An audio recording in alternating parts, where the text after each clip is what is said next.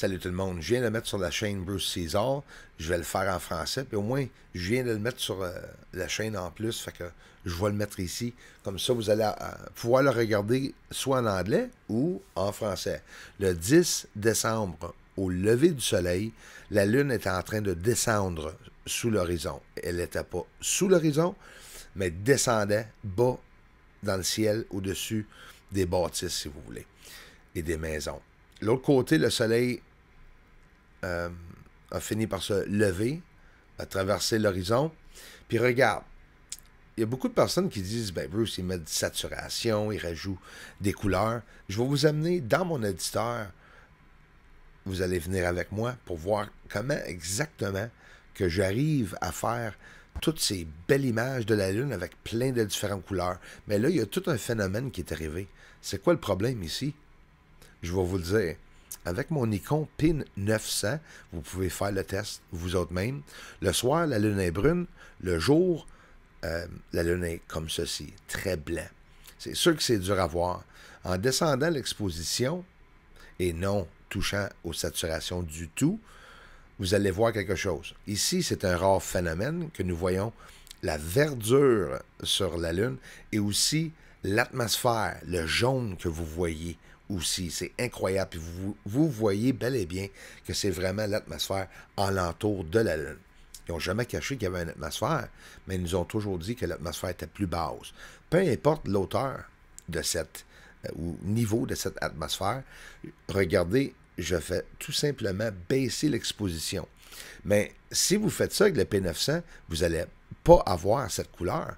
Vous allez avoir un simple bleu. Puis on dirait qu'on voit le ciel à travers de la Lune, puis la Lune, elle vient toute déformée avec le bleu. Je vais vous montrer l'exemple parce que je vais faire la même chose ce matin, le 13 décembre. Fait que là, c'est le 10 que vous regardez le matin. Je vais sortir, j'ai sorti ce matin aux mêmes heures, peut-être une dizaine, quinzaine de minutes plus tard, pour filmer la même chose. Bien sûr, la Lune est plus petite, regarde tous les détails. C'était une journée très, très, très normale, mais puis il n'y a pas de saturation ici, là. Vous allez voir les bâtisses bien rouges parce que le bâtisse est rouge.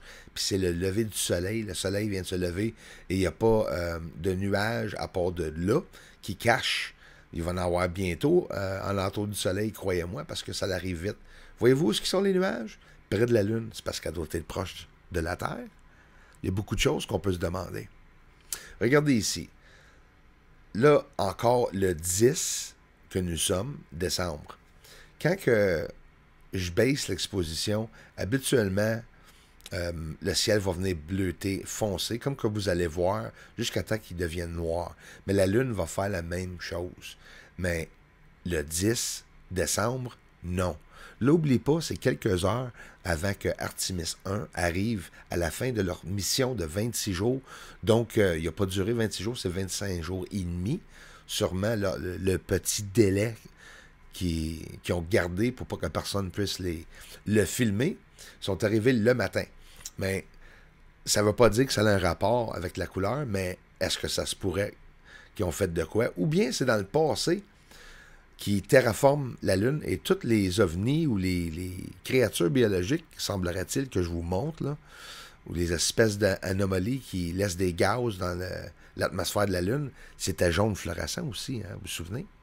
Puis regarde ici, on le voit, le jaune. Ça peut être l'atmosphère. J'ai montré la ligne d'oxygène en l'entour de la Lune aussi, dans le passé. Fait que, pour moi, les amis, en 7 ans, c'est la première fois que j'ai réussi à vous montrer la Lune comme ceci. Ça ne m'est jamais arrivé par avant. C'est sûr qu'avec mon télescope, je vous montre de la verdure dans ces endroits-là. Tous ces endroits-là. Aussi, là. C'est ça qui est le pire, là.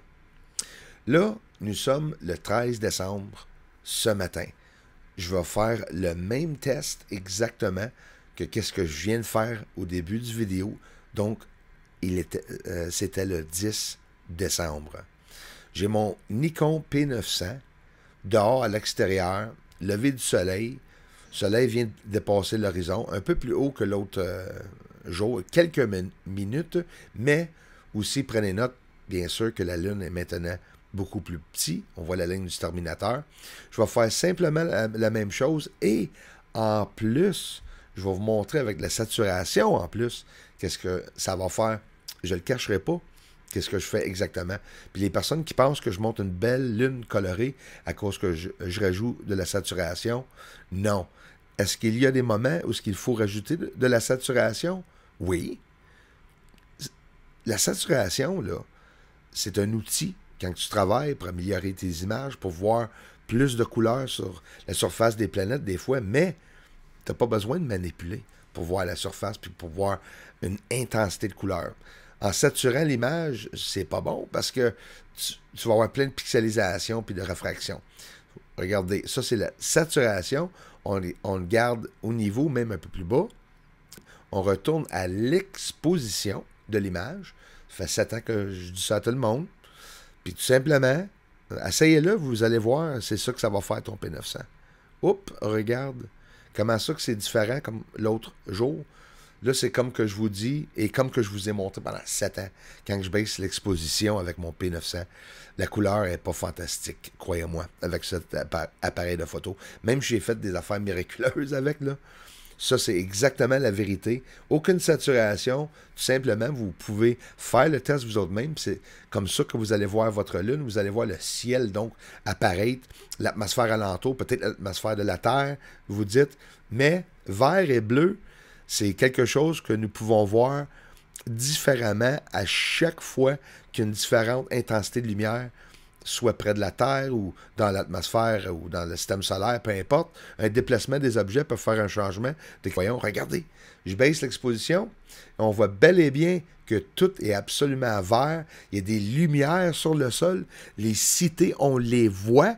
Bâtard, c'est pas le soleil qui fait ça, là. Il est parti le soleil. Hein? Oublions pas, saviez-vous que le soleil, c'est ce qui donne la lumière sur la Terre et que de la Terre, Earth Shine en anglais, reflète sur la Lune. Fait que c'est pas directement le soleil. Le soleil, là, est sur l'autre côté, le côté noir, le dark side. Ça, c'est le côté où ce que le soleil est. Imagine la surface, l'autre côté, sur le côté noir. C'est facile de cacher la couleur sur la surface. Image noir et gris. C'est absolument simple. Regardez les amis, côté S du soleil, ça c'est filmé hier le 12 décembre au lever du soleil. Aussitôt que le soleil a traversé au-dessus des arbres, a passé au-dessus des arbres. On va regarder ça pour un court moment. Je voulais tout simplement vous montrer les meilleures parties du soleil en train de fusionner. Regarde les explosions en haut que vous voyez. Il y a plein d'autres picots, là, plus gros, aussi gros que la Terre, là, en passant. Puis en haut, c'est gros comme plusieurs terres. Mais regardez la réaction que le soleil a eu le 12 décembre, le matin. C'est incroyable, là, le fusionnement que nous voyons. Même, j'ai pas vu ça trop souvent sur le soleil. J'ai peut-être vu ça 2 ou 3 fois. Merci, la gang. Everyone, thanks for the generous contributions and thanks for watching the videos. Aliens up there on the moon. They may be even coming right here soon. Aliens are landing on the moon. Yes, they are up there. Doesn't matter 'cause disclosure's coming soon.